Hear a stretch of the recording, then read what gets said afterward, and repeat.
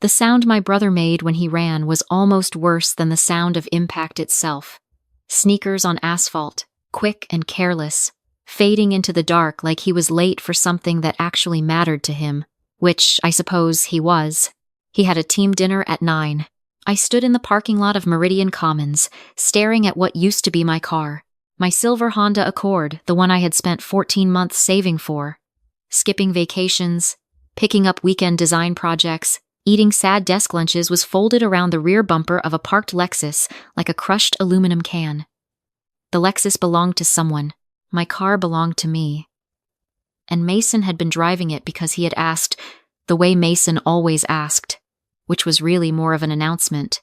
He had shown up at my apartment 2 hours earlier, already smelling like a fraternity house, and told me he needed to borrow the car to get across town because his truck was blocked in at the house. I said no. He gave me the look that easy, practiced look that said, "You know how this ends," and I handed him the keys. Because that was what I had always done. And because a part of me, the stupid, tired part, still wanted him to like me. I was standing 10 feet away when it happened. I had been walking back from the pharmacy on the other side of the lot. I watched the whole thing. Mason pulling out of the space too fast, overcorrecting, the sickening crunch of metal folding. He sat there for 1 full second. Then he opened the door, looked at me across the parking lot with an expression that I can only describe as mildly inconvenienced, and jogged away into the tree line without a single word. I reached for my phone to call 911. My hands were shaking. A black pickup truck pulled up behind me before I could dial. My parents climbed out. My mother moved fast, her heels clicking against the pavement in short, purposeful bursts. She didn't come to me. She went straight to the damaged cars, bending to inspect the point of impact, her fingers hovering near the crumpled hood without touching it. My father walked more slowly, hands in his coat pockets, surveying the scene with the same calm detachment he used when he was reviewing a contract. "Where's Mason?" my father asked. "He ran," I said. My voice came out flat, like I had already used up all the shock. "Good." My mother straightened up. "That's good. You have your license on you?" I stared at her. "Nora." She turned to look at me for the first time. Her expression wasn't angry. It was focused, the way she looked when she was organizing a fundraiser or coordinating holiday travel for 17 people. Pure logistics. "Do you have your license?" "I wasn't driving," I said.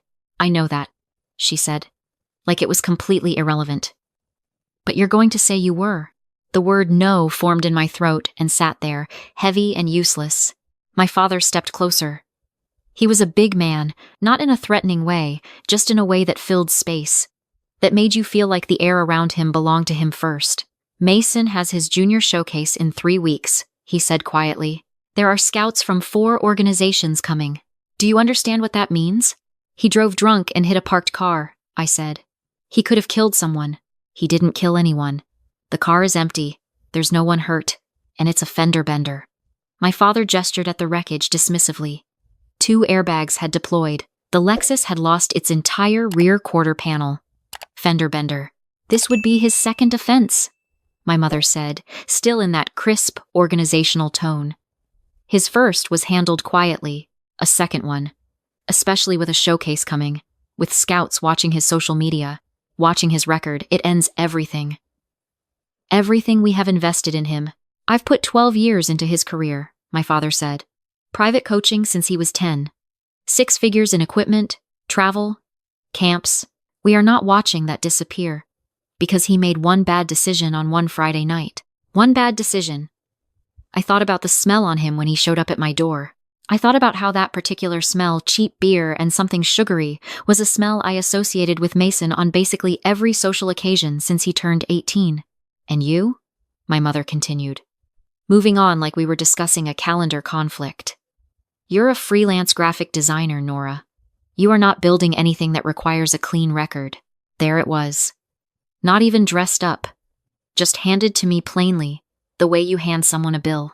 "We are co-signers on your lease," my father said, his voice dropping to a lower register. "If you put us in a position where we have to protect Mason legally from a false accusation, we will have to reconsider that arrangement. We'll also be informing the bank about the loan situation. You know the clause." I knew the clause. My student loan had been refinanced through a family trust account my grandmother set up. My parents were trustees. The repayment terms had always been informal, relaxed, built on goodwill. Goodwill that apparently had a very specific expiration date. "You have 30 seconds," my mother said. Because the distant whine of sirens had just become audible. "I won't do it." My father reached into his jacket pocket and pulled out a small, flat flask. He unscrewed the cap without any particular urgency. "Hold still," he said. I didn't understand what he was doing until he tilted it and poured. The beer hit my shoulder and ran down the front of my jacket in a cold, sour stream. I jerked back, but he caught my wrist, just firmly enough, just long enough to make sure the front of my shirt was soaked through. "Dad, you were driving?" he said, releasing my arm and stepping back, recapping the flask and tucking it back in his pocket like he was putting away a pen after signing something. "You left the bar 2 blocks east. You misjudged the turn pulling out. You panicked when you saw the damage. You weren't badly injured, so you didn't immediately call for help. You were scared." He looked at me with something that was not quite coldness and not quite love, but lived in the territory between the two, where all of our family's most important conversations happened. That's the story. My mother was already back in the truck. My father followed her without another word. The taillights disappeared around the corner of the lot, just as the first patrol car turned in from the street. I stood there in the smell of someone else's beer and the wreckage of my own car, and I made the worst decision of my life. I made it because I was 1 semester from paying off the loan. I made it because the lease cosign was the only thing keeping me in an apartment I could afford. I made it because somewhere under all the years of being the unremarkable one, the practical one, the one nobody was investing 6 figures in, I still believed that this was what family meant. You absorb the damage. You hold the line. I told the officers I was driving. The next 6 hours were the longest of my life. The station smelled like burnt coffee and industrial carpet cleaner. They breathalyzed me twice because the first reading came back at 0, 0, 0, and the officer looked at me like I was personally inconveniencing him. He eventually wrote in his notes that I had likely consumed alcohol earlier and was in the process of metabolizing. The second officer, a woman with tired eyes who I think actually felt sorry for me, asked me 3 times if I wanted to call anyone. I said no each time. I didn't know who I would have called. My parents bailed me out at midnight.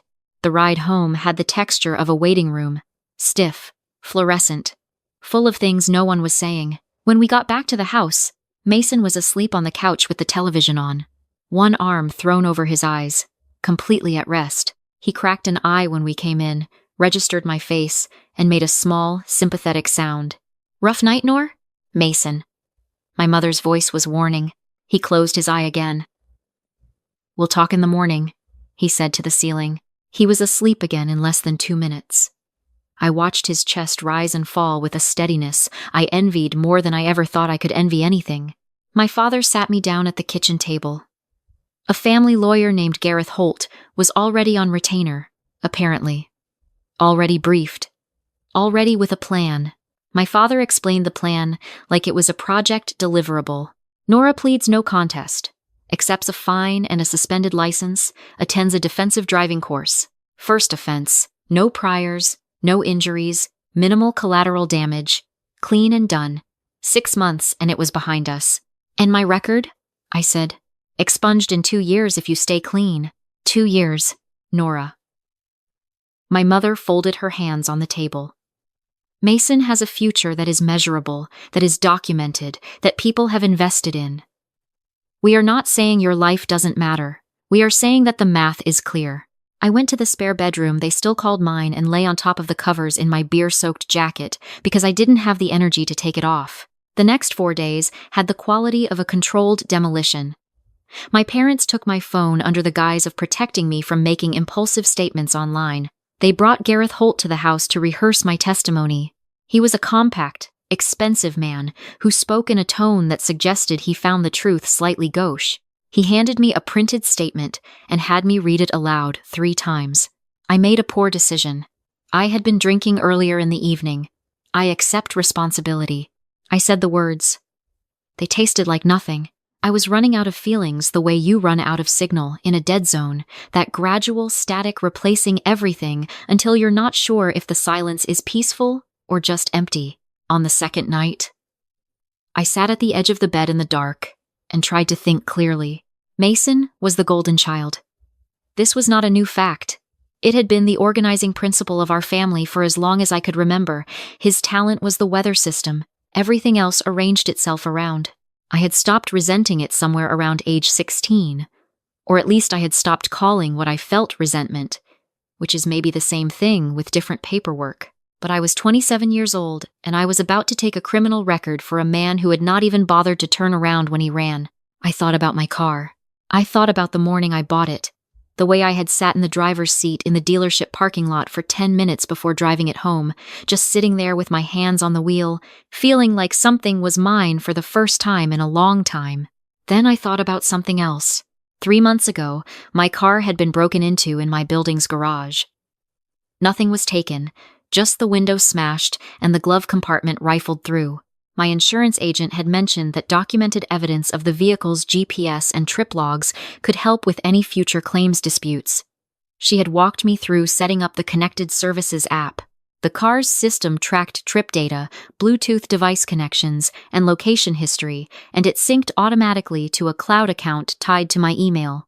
Every trip was logged, including the driver's connected phone. When Mason had climbed into my car that night, his phone had automatically paired to the Bluetooth system. The car's connected services would have logged his device ID, his phone number, as the primary connected device for that trip.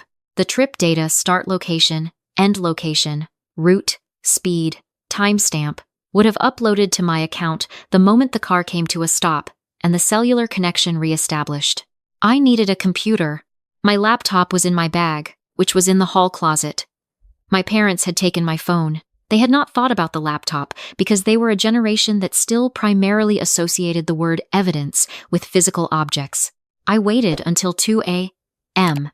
The house had a specific silence at that hour, a settled quality, as if all the furniture had finally relaxed. I moved down the hallway in the dark, avoiding the third step from the bottom of the stairs, which I had known since childhood. I eased open the closet door. My bag was where I had left it. The laptop was inside. I pulled it out and carried it to the kitchen, sitting on the floor behind the island with the screen brightness turned all the way down. I opened the connected car app. I logged in. Trip history. October 14th. 7:48 p.m. Connected device. Mason T. Holloway. The phone number was his. The route showed him driving from my apartment complex to Meridian Commons. The timestamp put the trip end and the automatic airbag deployment notification that had triggered an incident report at 8:22 p.m. The incident report had uploaded in full. Impact detected, location logged, emergency contacts notified. I had an emergency contact set up on the account. Not my parents. My college roommate, Danny, who lived in Portland and who I had listed 2 years ago during a road trip because I had needed to put someone down, and she was the first person I thought of. The incident notification had gone to Danny's email automatically, with the full trip log and the connected device information, 34 minutes after the crash. Danny had the receipt. She had it in her inbox right now and had no idea what it meant. I heard the floor creak above me. I pressed the laptop closed and held very still. Footsteps. The bathroom. The toilet flushing. The footsteps going back. Silence. I sat on the kitchen floor for another 10 minutes before I moved. Then I opened the laptop again, and with the screen brightness still low, drafted an email to Danny. I explained what had happened. I told her to forward the incident notification she had received to a specific address, the district attorney's tip line for my county, which I found in 15 seconds of searching, and which accepted digital evidence submissions with a public portal. I asked her to also forward it to a second address. My grandmother's estate attorney, a man named Warren Chu, who had handled my grandmother's affairs and who had, on more than one occasion over the years, made it quietly clear to me that he did not think my parents' management of the family trust was entirely above board. I typed Danny's email address. I typed the body of the message. My finger was over the touchpad when the kitchen light came on. My mother was standing by the switch. She was wearing her robe and her expression was very still. The way her face got when she was deciding something. "Give me the laptop," she said. "Mum." "Now, Nora." She crossed the kitchen and took it from my hands before I could close the tab or send the message. She snapped it shut. She looked at me for a long moment. "I want you to understand something," she said, her voice low enough not to carry upstairs. "This is not about whether we love you. I need you to know that. This is about what is survivable and what isn't. Mason's window is now. Yours is flexible. That is simply the reality." She took the laptop back upstairs with her. I sat on the kitchen floor until the sky started getting lighter. I did not cry. There was something past crying, some kind of cold and functional place, and I had arrived there somewhere around 4 a.m., and I stayed there. The arraignment was scheduled for 9 a.m. On Thursday, I sat next to Gareth Holt at the defendant's table and folded my hands and tried not to look at the gallery, where my parents sat in matching neutral expressions, my father's hand resting on my mother's arm. Mason was not there. He had a practice. The judge was a woman named the Honorable Patricia Daw. She had gray streaks in her dark hair and reading glasses on a beaded chain, and she looked like someone who had heard every story and was only tolerating new ones on a provisional basis. "How does the defendant plead?" Gareth Holt straightened his jacket. I looked at my hands. I thought about the kitchen floor. I thought about the smell of beer that wasn't mine and the way my father had recapped the flask and wiped it down with a handkerchief. Completely efficient, completely practiced, as if he had done it before or had at least thought about it carefully enough in advance that it felt the same. I thought about Danny. I had not sent the email. My mother had taken the laptop before I could send it. But I had typed Danny's address into the recipient field. I had typed the message. I had not hit send, but the app I was using auto-saved drafts every 30 seconds to the cloud. If Danny opened her laptop and logged into the shared productivity suite we had used in college and still technically both had access to, she would see the draft sitting in the shared documents folder, which was where the app synced its autosaves. Danny was an early riser. She checked her email at 6 every morning. If she had noticed the incident notification in her inbox from the connected car alert, the one that had gone to her automatically 34 minutes after the crash, and that she would have had no context for, she might have been confused enough to look for an explanation.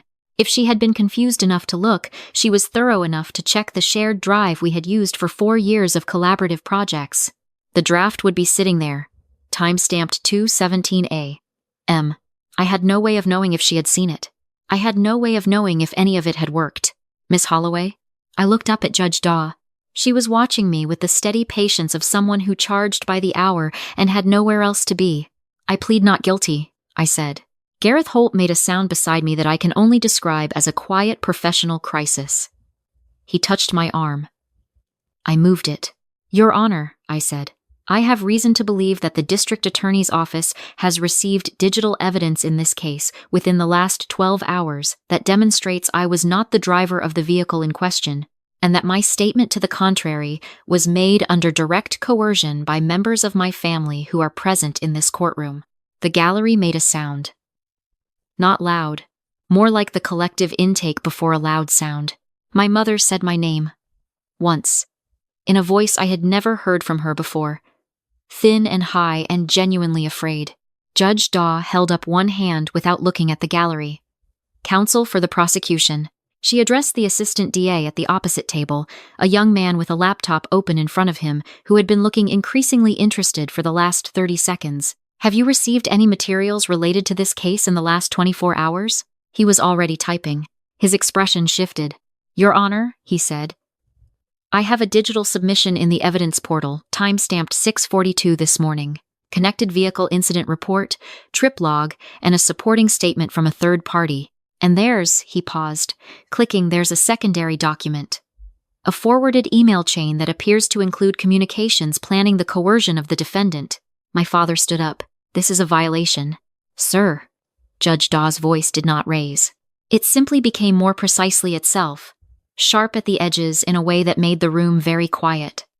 "You will sit down or you will be removed. Those are your two options." He sat. "I'd like to see the materials," the judge said, "and I want the bailiff to note the presence of Holloway family members in the gallery for potential witness status." They played it in the courtroom on the clerk's display monitor. The connected car trip log was clinical, time-stamped, and completely legible. Mason's phone ID, the route, the impact event, the time. Then there was a second piece of evidence I had not anticipated, something Danny had found on her own after reading my draft. The parking lot at Meridian Commons had a private security camera operated by the property management company. Danny, who worked in insurance and knew exactly how to request footage for claims purposes, had submitted a formal request at 7 a.m. that morning and received a response by 8:15. The footage showed Mason getting out of the driver's side door. It showed him looking across the lot. It showed him jogging away. It showed me walking in from the pharmacy entrance. 30 seconds after the impact, which placed me 40 yards away at the time of the crash. The courtroom had a specific quality during those minutes. Very still. The kind of still that feels like it has weight. My mother had gone pale in the way that expensive foundation cannot conceal. My father was staring at the monitor with the expression of a man watching a building he owns collapse. He did not look surprised. Exactly. He looked like he was doing very fast math and arriving at very bad answers. Bailiff. Judge Daw set her glasses on the desk. I'm issuing an emergency hold on the individuals identified in the gallery, specifically the parents of the defendant, pending a hearing on charges of obstruction of justice, evidence tampering, and coercion of a witness. I'm also referring the matter to the county DA for review of potential filing of false police report charges against the adult male witness. She looked at my parents over the heads of the gallery. That is Mason Holloway, I presume? My mother said nothing. My father said something about his attorney. The bailiff was already moving. I watched them stand and be escorted out of their row. My mother's heels caught on the step, and she stumbled slightly. Nobody helped her. My father kept his eyes forward and his jaw set with the dignity of a man who has confused composure with character his entire life and was only now, too late, beginning to suspect the difference. The gallery doors swung shut behind them. Miss Holloway, Judge Daw said, and her voice was different now, not soft exactly, but human in a way it hadn't been before. All charges against you are dismissed. You're free to go. I didn't move for a moment. I think I had been braced for impact for so long that the absence of it felt almost structural, like the support had been removed from the wrong side. The assistant DA leaned across the aisle and slid a card toward me. We're going to need a statement, he said, not unkindly. Whenever you're ready. I picked up the card. I put it in my pocket. Outside the courthouse, the afternoon was bright and slightly too warm for October, the way Illinois sometimes pushed back against the season. I sat on a bench near the parking lot and called Danny. She answered on the first ring. I saw the draft, she said, before I could speak. I figured you needed someone who would actually read their email. I laughed. It came out unsteady, like something that had been stored in a container too long. You found the security footage, I said. I work in insurance, Nora. Finding footage is literally my job. Are you okay? I thought about the question. Are you okay? Such a portable, imprecise thing to ask. I will be, I said, which was not the same as yes, but was more honest. Mason was picked up by county sheriffs that evening at the practice facility. He did not go quietly, according to the two people who texted me about it. He apparently said, in front of his teammates and 2 of the 4 scouts who had come to observe that week's scrimmage, that there had been a misunderstanding and that his family would handle it. His family was currently in holding. 3 weeks later, Warren Chu called me. My grandmother had established a trust with a conduct clause, a piece of language that was old-fashioned and somewhat unusual, but that she had insisted on. Any trustee found by a court to have engaged in deception, fraud, or deliberate harm toward a family beneficiary would forfeit their trusteeship. With my parents facing formal charges, the clause had been triggered. The trust transferred. All of it. I was sitting in my apartment, at my desk, working on a logo project for a client in Colorado, when the call came. I wrote down the number Warren gave me on a sticky note. I looked at it for a long time, then I put it on the monitor and went back to work. I finished the project. I sent the invoice. I made myself a cup of coffee and sat by the window and watched the light change over the parking lot where, 11 months ago, a woman I no longer really was, had handed over her car keys because she thought that was what love required. The car was totaled. The insurance had come through. I had already been to the dealership twice to look at replacements. The second time, I sat in the driver's seat of a dark blue Subaru and put my hands on the wheel and thought about nothing in particular about the feel of the stitching under my palms, about the clean smell of a car that hadn't been anywhere yet. I asked the sales rep to give me a minute. She smiled and closed the door, and for a few moments, I just sat there in the quiet. Mine. I bought it the following Tuesday. I chose the package with the connected services plan, the GPS logging, the full cloud sync. I set up my emergency contact Danny, again, still, always, and I made sure the automatic evidence trail was running before I pulled out of the lot. Some lessons you only need to learn once. I drove home with both hands on the wheel and the windows down, and the October air came in cold and clean and entirely, completely my own.